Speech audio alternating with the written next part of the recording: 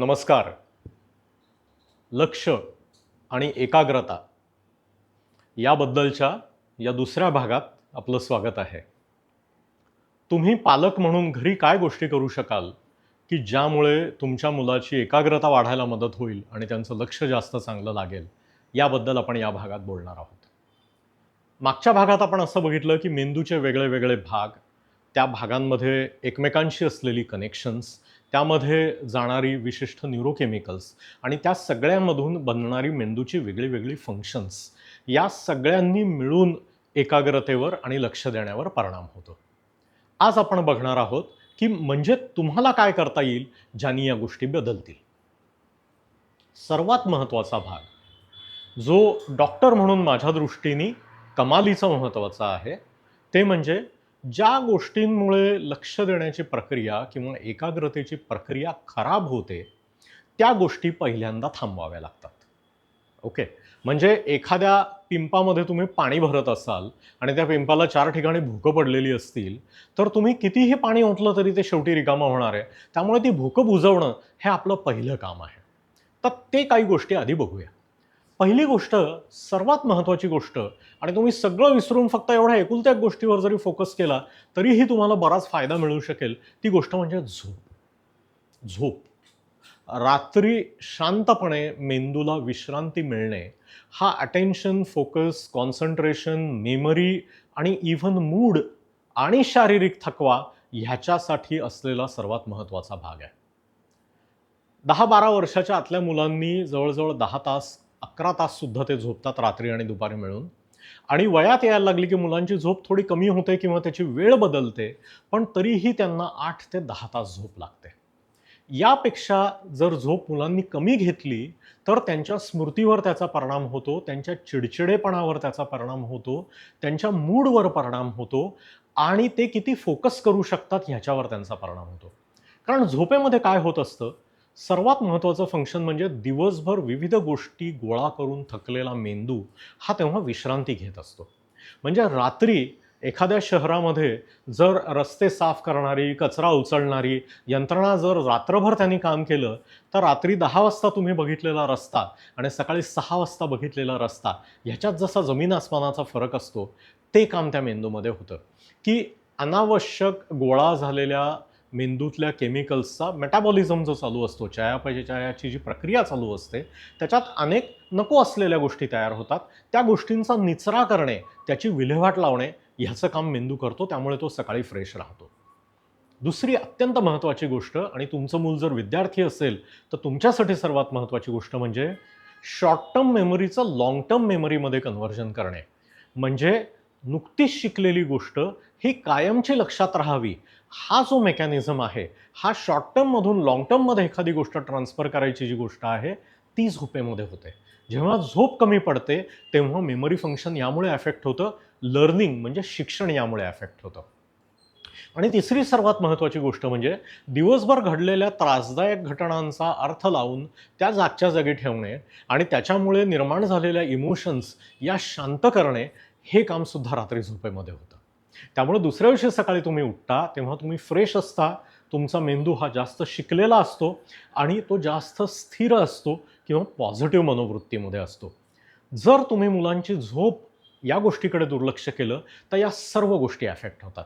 त्यामुळे जर तुमच्या मुलाला शाळेत जाण्यासाठी सकाळी 6 वाजता उठावं लागणार असेल, तर तुमचं मूल कमीत कमी 10 वाजता गाढ झोपलेलं असलं पाहिजे, तरच त्याची ती 8 तास झोप होणार आहे.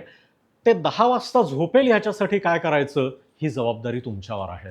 त्याप्रमाणे तुमच्या घराच्या बाकीच्या गोष्टी तुम्हाला अरेंज कराव्या लागतात.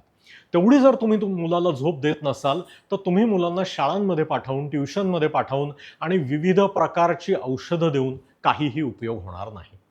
म्हणजे तुम्ही वरून पाणी भरत आहात आणि ते खालून वाहून जात आहे. तर उत्तम, सुदृढ 8 ते 10 तासाची झोप हा स्मृती, लक्ष आणि एकाग्रतेचा पहिला आणि सर्वात महत्त्वाचा रामबाण मंत्र. दुसरी गोष्ट म्हणजे शारीरिक व्यायाम.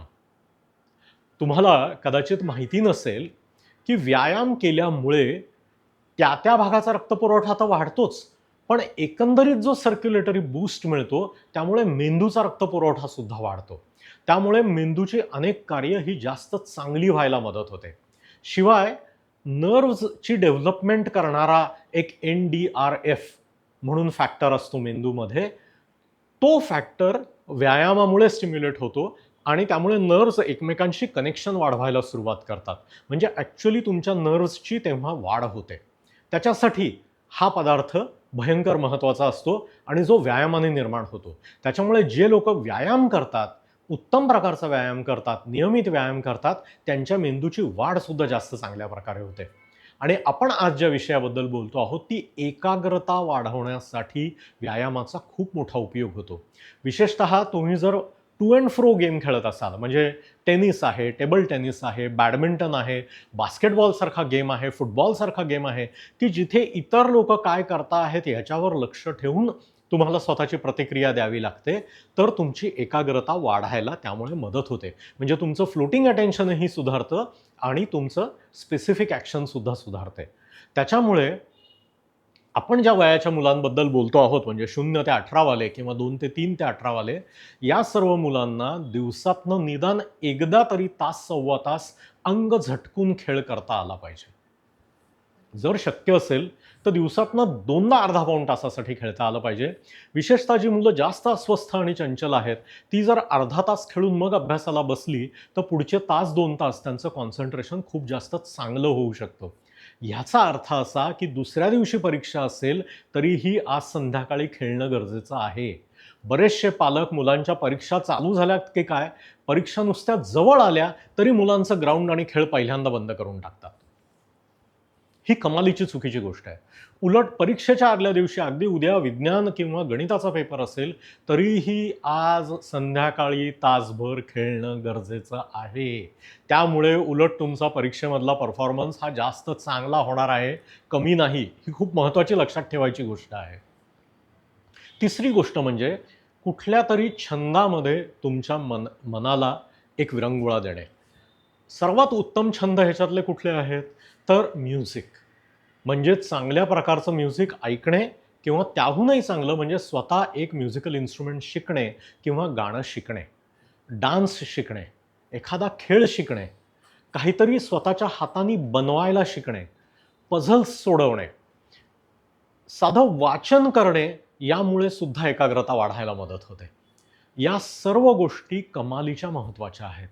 फक्त आता तुझं कॉन्सन्ट्रेशन वाढवण्यासाठी आपण तुला इन्स्ट्रुमेंट शिकवूया, असं करून उपयोग होत नाही. त्या मुलाच्या आवडीचा वाद्यवृंद किंवा वाद्यप्रकार शोधावा लागतो. कधी-कधी मुलं 2-4 महिन्यांनी ते वाद्य बदलायचं म्हणतात. That is also okay. पण हे सलग होणं गरजेचं आहे. परीक्षेच्या आदल्या दिवशी सुद्धा अर्धा पाऊण तास त्यांना त्यांचा तबला किंवा त्यांचा कीबोर्ड किंवा त्यांचं व्हायोलिन किंवा गिटार हे वाजवता आलं पाहिजे. त्यांनी मनाला शांत व्हायला मदत होते आणि फोकस आणि कॉन्सन्ट्रेशन उलट जास्त वाढतं. म्हणजे झोप, व्यायाम आणि छंद या 3 गोष्टी नियमितपणे आणि योग्य वेळ देऊन जर रोजच्या रोज केल्या, तर त्यांनी तुमचं लक्ष सुधारायला मदत होते आणि कॉन्सन्ट्रेशन सुधारायला मदत होते. अर्थात आपण भारतीय आहोत, त्याच्यामुळे आहाराबद्दल तर आपल्याला बोललंच पाहिजे. कारण तुमच्यापैकी अनेक जण विचारतील, की आम्ही खाताना मुलांना काय देऊ? त्यांच्या जेवणामध्ये काय इन्क्लूड करू, ज्याच्यामुळे मुलांचं कॉन्सन्ट्रेशन सुधरेल? ह्याचं उत्तर थोडं कॉम्प्लिकेटेड आहे. कारण असा कुठलाही एक पदार्थ नाही, असं कुठलंही एक केमिकल नाही, की ज्यामुळे तुमच्या मेंदूची विशिष्ट गोष्ट जास्त सुधारते. मी केमिकल हा शब्द मुद्दाम वापरतो आहे, कारण आजकाल लोकं नाही, नाही आम्हाला केमिकल काही नको, असं म्हणून लगेच उड्या मारायला सुरुवात करतात. तुम्ही जे मीठ खाता, जी साखर खाता, जी कुठली गोष्ट खाता, घालता, वापरता, ही सर्व केमिकल्सच आहेत आणि ही सर्व निसर्गातूनच तयार झालेली आहेत. त्याच्यामुळे जी गोष्ट निसर्गात नाही आणि फक्त फॅक्टरीत बनवली गेलेली आहे, अशा गोष्टी ॲक्च्युअली फार थोड्या आहेत. त्यामुळे तुम्ही जे रोजचं जेवण जेवता आहात, तेही केमिकल्सच आहेत, एवढं फक्त लक्षात ठेवा. केमिकल या शब्दाला एकंदरीत विलन कॅटेगरीत टाकायच्या आधी. Alright, coming back to the topic. असे अनेक पदार्थ आहेत की जे मेंदूच्या चांगल्या फंक्शनिंगसाठी गरजेचे असतात. मेंदूला स्वतःचं काम व्यवस्थित करता यावं म्हणून गरजेचे असतात. ते पदार्थ कुठले कुठले? तर भारतामधला सर्वात महत्त्वाचा मोठा भाग हा आहे लोहतत्व म्हणजे आयर्न. अटेन्शन आणि कॉन्सन्ट्रेशनच्या डिफिकल्टी घेऊन येणाऱ्या अनेक मुलांमध्ये आयर्नची कमतरता असते. त्यांना आयर्न डेफिशियन्सी ॲनिमिया झालेला असतो, म्हणजे पंडुरोग झालेला असतो आणि त्यामुळे त्यांचा फोकस कमी झालेला असतो, त्यांचा इंटेलिजन्स कमी वापरला जातो, त्यांची चिडचिड होते, त्यांची झोपसुद्धा खराब होते किंवा खूप जास्त झोप लागते. आपल्या मुलांचं हिमोग्लोबिन जरूर तपासून घ्या. मुलींचं हिमोग्लोबिन हे 12 किंवा 13 पेक्षा जास्त पाहिजे आणि मुलांचं हिमोग्लोबिन हे 13 किंवा 14 पेक्षा जास्त पाहिजे. यापेक्षा कमी हिमोग्लोबिन ॲक्सेप्ट करू नका. जर कमी असेल तर आपापल्या डॉक्टरांना भेटून ते का कमी झालं आहे याचा शोध घ्या आणि बहुतेक वेळा 100 जवळजवळ 90 ते 95 वेळा भारतामध्ये त्याचं कारण हे आयर्नची कमतरता हे असतं. आयर्न साध्या औषधं त्याची मिळतात जी फारशी महाग अजिबात नसतात. एक दिवसाआड ती गोळी घेऊन 3 ते 6 महिन्यामध्ये तुमच्या शरीरातली आयर्नची कमतरता भरून काढता येते. त्यामुळे शरीरात पुरेसं आयर्न असणे, तुमच्या आहारात पुरेसं आयर्न असणे ही कॉन्सन्ट्रेशनसाठी खूप महत्त्वाची गोष्ट आहे. दुसरा पदार्थ म्हणजे आयोडीन. आता सुदैवाने आपल्या मिठामध्येच आयोडाइज्ड मीठ असल्यामुळे, म्हणजे आयोडीनयुक्त मीठ असल्यामुळे थायरॉईडचं फंक्शन उत्तम चालायला मदत होते आणि त्यामुळे कॉन्सन्ट्रेशन आणि मेमरीवर खूप मोठा पॉझिटिव्ह फरक पडतो. तर तुम्ही जे मीठ वापरता त्या आयोडीनयुक्त मीठ आहे का नाही ह्याची काळजी घ्या. जर तुम्ही आयोडीनयुक्त मीठ वापरत नसाल कुठल्या कारणामुळे, तर निदान थायरॉईडच्या फंक्शन्सची साधी जी लॅब टेस्ट असते ती करून घेऊन तुमच्या थायरॉईडचं काम व्यवस्थित चाललं आहे का नाही तेवढं जरूर बघा. आणि तिसरी महत्त्वाची गोष्ट म्हणजे व्हिटॅमिन B12. ब व्हिटॅमिन या गटातलं 12 नंबरचं जे व्हिटॅमिन आहे, B12 व्हिटॅमिन जे आहे ते मेंदूच्या अनेक कामांसाठी कमालीचं महत्त्वाचं व्हिटॅमिन आहे. इनफॅक्ट अनेक शास्त्रज्ञ असं म्हणतात की शरीरातलं हे सर्वात महत्त्वाचं व्हिटॅमिन आहे. तुम्ही जर नॉनव्हेज खात असाल, लिव्हर किंवा मॅरो किंवा किडनीसारख्या गोष्टी खात असाल तर अर्थात तुम्हाला ते भरपूर मिळत असेल. व्हेज खाणाऱ्या लोकांचे सुद्धा त्याच्या अनेक सोर्सेस आहेत. जर ते पुरेसं पडत नसेल तर तुम्ही साध्या गोळीद्वारे किंवा इंजेक्शनद्वारे व्हिटॅमिन B12 सुद्धा घेऊ शकता. तुमचे जे फॅमिली डॉक्टर आहेत ते तुम्हाला या बाबतीमध्ये निश्चित मार्गदर्शन करू शकतील. म्हणजे आयर्न, आयोडीन आणि व्हिटॅमिन B12 ही स्मृतीसाठी, लक्ष देण्यासाठी, एकाग्रतेसाठी आणि मेंदूच्या ओव्हरऑल फंक्शनिंगसाठी सर्वात महत्त्वाची 3 द्रव्ये आहेत. चौथं जे एक द्रव्य आहे ज्याच्याबद्दल अनेकदा लिहिलं जातं, त्याच्यावर खूप चर्चा होते, ते म्हणजे ओमेगा 3 आणि ओमेगा 6 फॅटी ॲसिड्स. हे माशांमध्ये मिळतात किंवा जवसामध्ये मिळतात किंवा फ्लॅक्सीडमध्ये मिळतात आणि ते खाल्लं पाहिजे असं तुम्ही अनेक ठिकाणी ऐकत असाल. ओमेगा 3 फॅटी ॲसिडचा डायरेक्ट कॉन्सन्ट्रेशन आणि अटेन्शनशी असलेला संबंध हा अगदी पातळ आहे. म्हणजे हे खाल्ल्याने तुमचं नुकसान होईल असं नाही आहे, पण फक्त ओमेगा 3 फॅटी ॲसिड्स घेऊन तुमची स्मृती सुधारेल किंवा तुमचं अटेन्शन आणि कॉन्सन्ट्रेशन वाढेल असं नाही आहे. त्याबद्दलच्या रिसर्चमध्ये इतका ठोस पुरावा मिळालेला नाही आहे अजूनही. त्यामुळे ते तुमच्या डाएटमध्ये जरूर असू द्या, कारण तुमच्या एकंदरीतच रक्तवाहिन्यांच्या हेल्थसाठी, तुमच्या नर्व्सच्या हेल्थसाठी ते गरजेचे आहेत. त्यामुळे ते जर तुमच्या जेवणातनं पुरेशा प्रमाणात घेतलं जात नसेल तर त्याची औषधं घ्यायची का नाही हे तुम्ही तुमच्या डॉक्टरशी बोलून ठरवू शकता. तर हे सर्व महत्त्वाचे पदार्थ आहेत. अजून एक गोष्ट जी तुम्ही लक्षात ठेवण्यासारखी आहे ती म्हणजे साखर आणि चॉकलेट. साखर जास्त खाल्ल्यामुळे किंवा चॉकलेट जास्त खाल्ल्यामुळे ADHD होतो हा गैरसमज आहे. पुन्हा एकदा सांगतो, साखर किंवा चॉकलेट जास्त खाल्ल्यामुळे ADHD होतो हा गैरसमज आहे. काही मुलांचे किंवा काही ॲडल्ट्सचा सुद्धा मेंदू हा साखरेला जास्त सेन्सिटिव्ह असू शकतो किंवा चॉकलेट्सना जास्त सेन्सिटिव्ह असू शकतो किंवा जेवणातले अन्नपदार्थातले जे कृत्रिम रंग आहेत त्यांना जास्त सेन्सिटिव्ह असू शकतो आणि या लोकांना या प्रकारचे पदार्थ खाल्ले की खूप जास्त अस्वस्थ व्हायला होतं. जर तुमचं मूल त्या कॅटेगरीत असेल, तुमच्या जर हे लक्षात आलं असेल की खूप गोडाचे पदार्थ खाल्ले, कोल्ड्रिंक्स प्यायलेत किंवा रंगीबेरंगी गोष्टी जास्त खाल्ल्या गेल्या किंवा खूप चॉकलेट खाल्लं गेलं तर आपलं मूल जास्त अस्वस्थ होतं, तर हे तिन्हीही पदार्थ त्यांच्या डाएटमधनं अगदी कमी करायचा प्रयत्न करा. त्याचा त्यांना फायदा होईल. एक महत्त्वाची लक्षात ठेवण्याची गोष्ट म्हणजे साखर आणि गूळ हे केमिकली एक्झॅक्टली सेम असतात. गूळ ही साखरच आहे, त्याच्यामुळे साखर बंद करायची आणि गूळ मात्र मोठ्या प्रमाणात खायचा असा वेडेपणा कृपया करू नका. गूळ ब्युटी पार्लरमध्ये जाऊन आला आणि ब्लिचिंग करून आला की त्याची साखर होते, बाकी आतला पदार्थ तोच राहतो एवढं लक्षात ठेवा. त्याच्यामुळे आम्ही दारू पित नाही, आम्ही फक्त बिअर घेतो हे म्हणणं हा जसा मूर्खपणा आहे, तसा आम्ही साखर बंद केली आहे आणि फक्त गूळ खातो हे म्हणणं हाही त्याच कॅटेगरीतला शास्त्रीयदृष्ट्या धादांत चुकीचा विश्वास आहे. त्यामुळे यावर लक्षात ठेवा. म्हणजे काय? झोप व्यवस्थित झाली पाहिजे, खेळ व्यवस्थित झाला पाहिजे, छंद चांगले असले पाहिजेत. B12, आयर्न आणि आयोडीन यांची शरीराला पुरेशी मात्रा मिळाली पाहिजे. लगे हात ओमेगा 3 आणि ओमेगा 6 ची सुद्धा मदत होते. हे झाल्या तुम्ही करायच्या काही गोष्टी. शिवाय अजून काही महत्त्वाच्या सवयी आहेत ज्याचा कॉन्सन्ट्रेशनवर चांगला उपयोग होतो, जे तुम्ही घरी मुलांसाठी करू शकता. एक म्हणजे त्यांची अभ्यासाची बसायची जागा आणि अभ्यासाची वेळ ही निश्चित असावी. त्यामुळे मेंदूला एक प्रकारची सवय लागते. मूल जेव्हा अभ्यासाला बसतं तेव्हा त्याच्यासमोर काट्यांचं घड्याळ असावं, म्हणजे त्याला किती वेळ चाललेला आहे ह्याचा अंदाज येतो, त्याचं भान राहतं. ज्या विषयाचा अभ्यास करायचा आहे त्या विषयाचं एक वही आणि एक पुस्तक एवढंच समोर घेऊन बसायचं असतं. सगळं सामान आणि पसारा करायचा नसतो.